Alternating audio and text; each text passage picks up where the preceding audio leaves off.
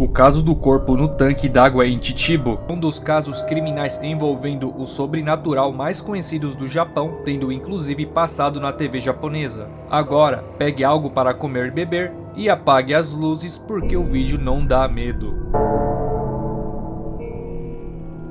Era verão de 1976. Um taxista estava passando pelas montanhas da cidade de Chichibu, localizado na província de Saitama, e ele viu uma moça de suéter preto agachada em cima de um tanque d'água de concreto que ficava do lado da estrada. O taxista ficou preocupado e desceu do carro para tentar ajudá-la, mas ele teve uma surpresa desagradável. A moça olhou para ele e acabou revelando seu rosto desfigurado que parecia estar derretido, assustando assim o pobre taxista que voltou correndo para o seu carro. Logo depois de ter acelerado o carro, ele olhou para trás e ela não estava mais lá. Só que o taxista não foi o único a ver essa moça. Os moradores e as pessoas que passaram de carro pelo local dizem ter visto essa mesma moça de suéter preto. No dia 1 de dezembro de 1977, foi visto uma pedra de 30 centímetros escrito com giz, o baquedeiro, aparece fantasma em japonês. E dizem que a pedra se mexia sozinho, mas acredito que isso seja apenas uma brincadeira que algum jovem fez para assustar os moradores. E no dia 7 de dezembro de 1977, 2 bombeiros foram fazer manutenção no tanque d'água às 9 horas da noite. Ao abrir a tampa, eles se depararam com um corpo feminino em estado avançado de decomposição e logo chamaram a polícia, que no dia seguinte realizaram a autópsia e aqui vai os detalhes. Idade do corpo, entre 10 a 20 anos, altura 1,55 m, roupas, suéter azul escuro, saia cinza e um par de sapatos. Característica: sinal de tratamento dentário em um dos dentes. Inicialmente, a polícia teve dificuldade de identificar o corpo devido ao estado avançado de decomposição, com o rosto todo derretido e não tinha mais as impressões digitais. Mas o que ajudou na continuação da investigação foi o sinal de tratamento dentário em um dos dentes e o par de sapatos. Primeiramente, a polícia enviou um investigador para visitar clínicas dentárias espalhadas pela cidade e o mesmo obteve uma ficha de anamnese com os dados da vítima. E por último, os sapatos que eram da marca Catellaia ajudou na identificação da vítima por causa das marcas de impressões digitais que ficaram nos sapatos. A vítima foi identificada, mas seu nome nunca foi divulgado na mídia, sendo referida como Y-san, ou Moça Y, que tinha 21 anos quando morreu e ela era a mesma pessoa que desapareceu há 2 anos atrás. Após interrogar os familiares e pessoas mais próximas à Moça Y, a polícia prendeu o namorado da vítima, que também não teve seu nome divulgado na mídia e era o principal suspeito pelo desaparecimento da Moça Y, e as suspeitas foram confirmadas. Os dois começaram a namorar em novembro de 1974 e em fevereiro de 1975 a Moça Y engravidou e queria casar com seu namorado, só que ele ficou enrolando durante meses, até que em agosto do mesmo ano ele pediu para abortar. Porém, ela já estava grávida de 6 meses, não sendo mais possível abortar de acordo com a lei. E no mesmo mês, o namorado levou a Moça Y em um local próximo do rio e a matou estrangulando com uma toalha.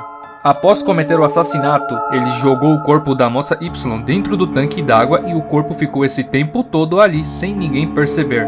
E a partir daqui não se sabe mais nada sobre o caso, nem mesmo qual pena foi aplicada ao criminoso. Após o caso ser encerrado, o espírito da Moça Y nunca mais foi visto, o que significa que ela finalmente encontrou sua paz. Mas se vocês repararem, não foi falado nada sobre o feto, então por isso que não falei nada, para não falar besteira. E atualmente, o tanque d'água está enterrado. 今からおよそ30年ほど前の冬の夜、埼玉県のある町の貯水槽から女性の腐乱した死体が発見されました。ところがそれ以前からこの付近に女の幽霊が出るという噂がささやかれていたというのです。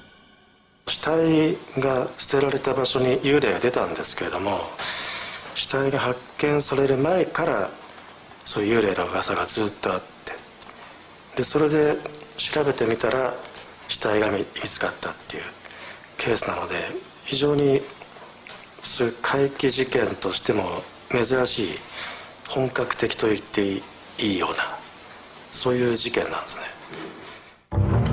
確かに死体が発見された後からの幽霊話ならばこれはよくあること。そこにお化けが幽霊が出るっていう。夜仕事帰りの人が夜遅く帰ると女の人がそこから立ってるっていうのもずーっと噂がすごい。死体が発見された水槽ありますね。その付近で女の人の泣き声がすると。事実？事実です。紛れもなく事実です。30年経っても記憶は鮮烈。さらに不思議な出来事が今も起きているというのです。それはこちらのカーナビ。これに被害者の女性が生前住んでいたという住所を入力。当然正確にそこまで道案内をしてくれるはずなのですが、この先斜め右方向です。右っつってますね。目的地までは残り300メートルほど。次の二股の交差点を左に曲がればすぐです。ところがカーナビはなぜか右へ行けと指示を出した。